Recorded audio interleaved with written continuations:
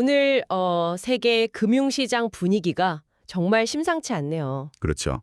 월스트리트에서는 지금 셀 아메리카, 그러니까 미국을 팔아라 이런 말이 공공연하게 나오고 있거든요. 네, 이게 정말 심각한 신호인 게 미국하고 유럽, 이 오랜 동맹이 그린랜드 문제로 그냥 다투는 수준이 아니에요. 이걸 이제 자본전쟁이라고 부르더라고요. 외교 마찰이 자본전쟁으로 번진다라. 맞습니다. 오늘 저희가 살펴볼 자료들이 바로 이 지정학적 균열이 글로벌 자본시장을 어떻게 흔들고 있는지, 또 같은 시각에 저기 스위스 다보스에서는 어떤 미래 기술 전쟁이 논의되는지를 다루고 있습니다. 그러니까 전혀 다른 두 개의 전쟁처럼 보이는데 네, 근데 사실은 주권이라는 이 하나의 키워드로 딱 연결이 됩니다. 땅과 자원을 둘러싼 구시대적인 힘겨루기하고 데이터와 AI를 둘러싼 미래의 주권 전쟁이라 네. 흥미롭네요. 바로 그겁니다. 오늘 저희의 목표는 바로 이겁니다. 이 거대한 두 흐름이 우리 한국 경제와 사회에 대체 어떤 파장을 미치고 있는지 흩어져 있는 점들을 저희가 연결해서 하나의 큰 그림으로 이해시켜드리겠습니다. 좋습니다. 그럼 첫 번째 격전지, 금융시장부터 바로 들어가 보시죠. 지금 미국 시장은요, 주식, 채권, 달러 이 세 가지가 동시에 하락하고 있습니다. 이걸 월가에서는 트리플 약세라고 부릅니다. 트리플 약세. 네, 그린랜드 갈등이 그냥 말싸움으로 끝나는 게 아니라 서로가 가진 상대방의 자산을 무기처럼 쓸 수 있다. 이런 공포감이 시장을 완전히 얼어붙게 만든 게죠. 그 공포가 이제 현실이 된 첫 번째 신호탄이 바로 그 덴마크 연기금의 움직임이었죠. 정확히 보셨습니다. 덴마크의 아카데미커 펜션이라는 연기금이 있는데 여기서 1조 달러 규모의 미국 국채를 전부 팔겠다고 선언했어요. 전량 매각이요? 네, 이게 왜 중요하냐면 그냥 돈을 빼는 차원이 아니기 때문입니다. 그 연기금의 최고 투자 책임자가 직접 나섰어요. 뭐라고 했나요? 미국은 더 이상 신용도가 우수한 국가가 아니며 재정 구조가 지속 불가능하다. 이렇게 직격탄을 날린 겁니다. 와, 이건 거의 경제적 판단을 넘어서는 거네요. 그렇죠. 명백한 정치적 선전포고죠. 제가 듣기로 유럽이 가진 미국 자산이 주식하고 채권을 합쳐서 10조 달러, 우리 돈으로 계산하면 1경 원이 훌쩍 넘는다던데요. 네, 맞습니다. 만약에 다른 유럽 국가들까지 이 움직임에 동참이라도 한다면 와, 정말 상상하기 힘든 충격이 오겠는데요. 그런데 여기에 기름을 부은 건 뜻밖에도 아시아의 일본이었습니다. 일본이요? 네, 일본에서 조기 총선 가능성이 나오면서 일본 국채 금리가 무려 27년 만에, 그러니까 거의 한 세대 만에 가장 높은 수준으로 치솟았습니다. 잠깐만요. 일본 금리가 오르는 거랑 미국 시장이 흔들리는 게 어떻게 바로 연결되는 건가요? 잘 모르는 분들을 위해 조금만 더 쉽게 설명해 주실 수 있을까요? 물론입니다. 아주 좋은 질문이에요. 쉽게 말해서 일본은 미국의 가장 큰 전주, 그러니까 돈을 빌려주는 아주 큰 손님 중 하나입니다. 큰 손. 네, 그런데 자기 나라, 즉 일본에 투자하는 게 이자가 더 높아지니까 굳이 위험하게 미국에 돈을 놔둘 이유가 없어진 거죠. 그렇겠네요. 일본 자본이 썰물처럼 빠져나갈 조짐을 보이니까 미국 입장에서는 다른 투자자라도 붙잡아야 하잖아요. 그래서 이자를 더 쳐주겠다고 나설 수밖에 없게 된 겁니다. 아하. 그 결과 미국의 10년물 국채 금리가 5개월 만에 최고치로 뛴 거고요. 와, 그러니까 큰 손님이 떠나니까 남아있는 손님이라도 잡으려고 이자율을 올릴 수밖에 없는 그런 상황이군요. 이렇게 시장 전체가 불안에 떠니까 돈의 흐름이 바뀔 수밖에 없겠어요. 당연한 결과입니다. 불안감을 느낀 돈은 그럼 어디로 갔을까요? 가장 안전한 곳으로 갔겠죠? 그렇죠. 가장 안전한 금고 속으로 숨어들었습니다. 금값은 온스당 4,800달러에 육박하면서 또다시 사상 최고치를 갈아치웠고요. 은선물 가격 역시 역사상 처음으로 95달러를 돌파했습니다. 한마디로 글로벌 자본이 지금 거대한 지각 변동을 일으키고 있는 거네요. 맞습니다. 이런 혼돈의 중심에 있는 트럼프 대통령은 도대체 어떤 생각일까요? 다보스 포럼 연설을 보니까 그린란드의 완전한 소유권을 원한다고 하면서도 또 무력은 쓰지 않겠다고 한 발 물러서는 듯한 모습도 보였는데요. 전형적인 트럼프식 협상술이죠. 일단 세게 지르고 보는. 아, 나토의 영토 방어 의무를 거론하면서 유럽 너희들은 그린랜드를 지킬 힘이 없다. 오직 미국만이 할 수 있다. 이런 논리를 펴는 겁니다. 그러면서 동시에 다른 카드를 또 만지작거리고 있죠. 네, 바로 한국과 일본의 대미 투자금을 알래스카 LNG 파이프라인 사업으로 돌릴 수 있다는 암시를 흘리죠. 동맹관계를 철저하게 안보와 경제적 이익을 맞바꾸는 일종의 거래의 관점으로 보고 있는 겁니다. 미국의 이런 압박에 바로 옆 나라인 캐나다는 거의 100년 만에 처음으로 미국의 군사공격 가능성까지 염두에 둔 국방 계획을 세우기 시작했다니, 와, 북미 대륙의 긴장감도 보통이 아니네요. 그렇죠. 마크 카니 총리의 말이 굉장히 의미심장합니다. 협상 테이블에 앉지 못하면 강대국의 메뉴판에 오르게 될 것이다. 서늘하게 들리네요, 그 말이. 반면에 이런 상황을 아주 예리하게 지켜보는 또 다른 플레이어가 있습니다. 바로 중국이죠. 중국은 어떤가요? 허리펑 부총리가 다보스에서 중국은 세계의 공장이자 동시에 시장이 되기를 희망한다면서 몸을 한껏 낮췄습니다.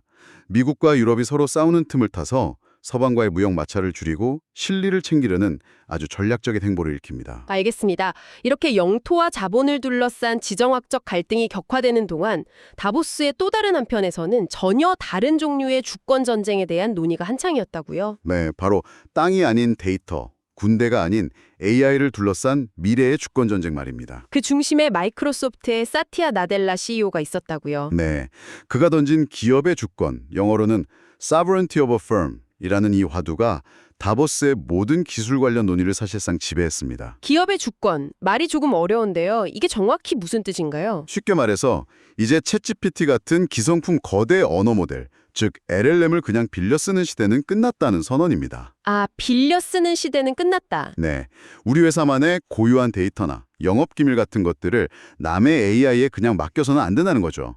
그 데이터를 기반으로 우리 회사만을 위한 AI 모델을 직접 만들어야만 다가오는 시대에 생존할 수 있다는 아주 강력한 경고입니다. 그 비유가 굉장히 인상적이었어요. 데이터 센터를 토큰 공장이라고 했죠. 맞습니다. 와, 토큰 공장이라는 비유는 정말 신선하네요. AI가 돌아가는 데이터 센터를 그냥 서버 뭉치가 아니라 뭔가를 끊임없이 찍어내는 디지털 공장으로 본다는 거잖아요. 갑자기 확 와닿는데요. 그렇죠. 그리고 그 공장을 돌리는 원자재가 뭐냐?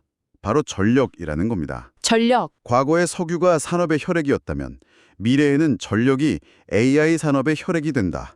그래서 이제 국가 전력망을 확보하는 문제는 단순한 인프라 문제가 아니라 국가 안보와 직결되는 최상의 과제가 되었다고 강조한 겁니다. 관점 자체가 다르군요. 한편 구글 딥마인드의 데미스 허사비스 CEO는 더 파격적인 예측을 내놨어요. 네, AI 시대의 진정한 기기는 스마트폰이 아니라 안경이 될 것이다. 맞습니다. 요리를 하거나 길을 찾을 때처럼 양손이 자유로워야 하는 상황에서 스마트폰은 오히려 거추장스럽죠. 결국 안경 같은 핸즈프리 기기가 최적의 인터페이스가 될 거라는 주장입니다. 잠깐만요. 그거 구글 글래스 때 이미 한번 실패했던 아이디어 아닌가요? 아주 날카로운 지적입니다. 그때는 왜 안 됐고 지금은 뭐가 다르길래 그렇게 자신하는 걸까요? 허서비스 CEO도 바로 그 점을 언급했습니다.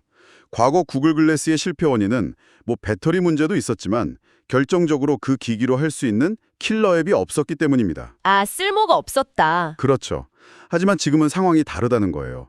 제미나이 3처럼 강력해진 AI 자체가 바로 그 킬러 앱이 될 거라는 겁니다. 아, 눈앞에 보이는 모든 것을 즉시 분석하고 정보를 제공해주는 AI 비서가 있다면 사람들은 기꺼이 안경을 쓸 거라는 자신감이죠. 그러면서도 인간 수준의 인공 일반지능 AGI는 5년에서 10년 내에 가능하겠지만 아인슈타인이나 피카소처럼 완전히 새로운 패러다임을 여는 수준은 아직 멀었다고 선에 그은 점도 인상적이네요. 네, 특히 AI 비서의 핵심은 신뢰라면서 제미나이의 광고를 탑재할 계획이 없다고 못 박은 건 뭐랄까 구글답지 않게 느껴지기도 하고요. 그렇죠. 이 두 사람의 미래 비전과는 결이 다른 훨씬 냉정하고 현실적인 목소리도 있었습니다.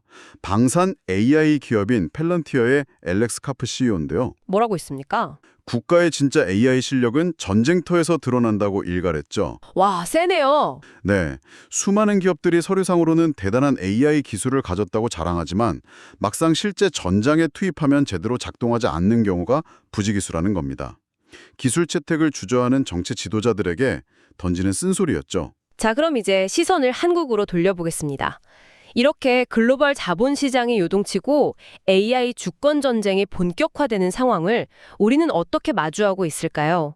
마침 이재명 대통령이 3시간에 가까운 신년 기자회견을 통해 여러 현안에 대한 입장을 밝혔습니다. 네, 가장 먼저 눈에 띄는 건 미국의 반도체 100% 관세 위협에 대한 반응이었습니다. 이 대통령이 심각하게 우려하지 않는다고 잘라 말했는데요. 자신감이 좀 있어 보이던데요. 그 근거로 한국과 대만이 가진 압도적인 시장 점유율을 들었습니다. 관세를 부과해봤자 결국 미국 소비자 물가만 올리는 자충수가 될 거라는 자신감의 표현이죠. 그리고 처음 공개한 내용도 있었죠? 네, 이미 한미 간에 대만보다 불리한 대우는 받지 않기로 한 합의가 있다는 점도 처음으로 공개했습니다. 대북 정책에 대해서도 기존과는 다른 상당히 현실적인 접근법을 제시했네요. 그렇습니다. 북한의 완전한 비핵화는 이상에 가깝다. 그러면서 핵 동결, 그리고 감축, 마지막으로 폐기. 이렇게 이어지는 3단계 현실론을 꺼내 들었습니다. 특히 구체적인 수치를 언급해서 좀 놀랐어요. 맞아요. 북한이 연간 10개에서 20개의 핵무기를 만들 수 있는 핵물질을 지금도 계속 생산하고 있다는 아주 구체적인 수치를 이례적으로 언급했는데 이건 현 상황의 심각성을 알리고 대화의 시급성을 강조하려는 의도로 보입니다. 이런 글로벌 격변기 속에서 다보스에서 나온 AI 주권이라는 개념이 단순한 구호가 아니라는 게 바로 여기서 드러나네요. 맞습니다. 한국은행이 네이버와 손잡고 금융경제특화, 생성형 AI인 보키, BOK를 세계중앙은행 최초로 도입했습니다. 보키요? 네, 이건 사티아 나델라의 경고에 대한 한국식 답변인 셈이죠. 우리 금융 데이터는 우리 AI로 지킨다. 뭐랄까 일종의 디지털 독립선언처럼 들립니다. 외부 인터넷망과 완전히 분리된 환경에서 작동해서 데이터 유출 걱정을 원천 차단했다는 점이 핵심이군요. 그렇죠.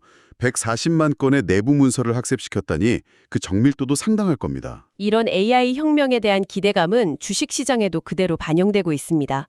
현대차 그룹이 대표적인데요. 아, 현대차. 네, 로봇자 회사인 보스턴 다이나믹스의 휴머노이드 로봇 아틀라스 상용화 소식이 전해지면서 더 이상 자동차 회사가 아니라 피지컬 AI 기업으로 재평가받고 있습니다. 피지컬 AI. 그 결과 연초 대비 주가가 85%나 폭등하면서 시가총액 100조 원 클럽에 가입했습니다. 와, 반면 코스닥 시장은 분위기가 완전히 달랐죠.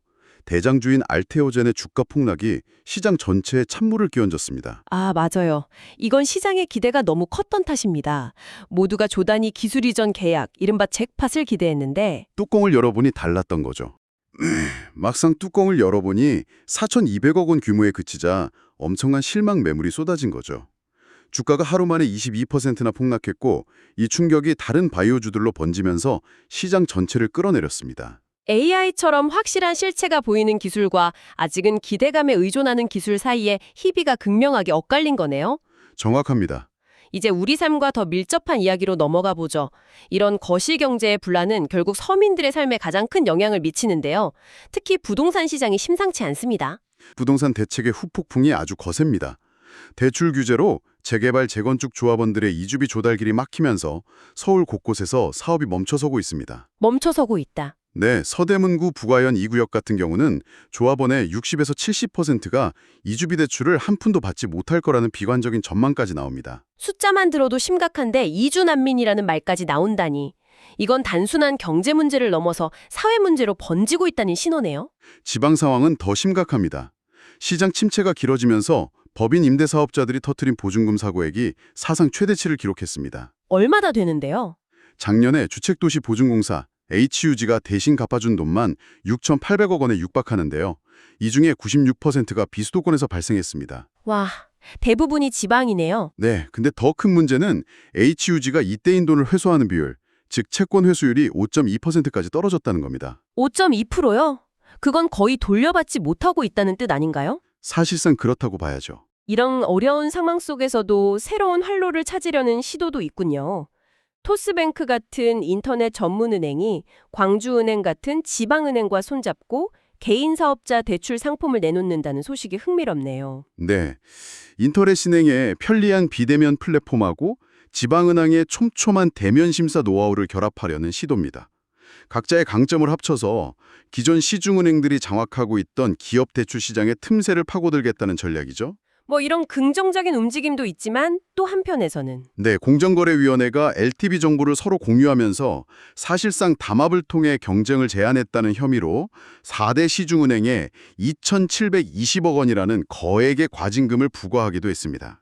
오늘 정말 많은 이야기를 나눴네요.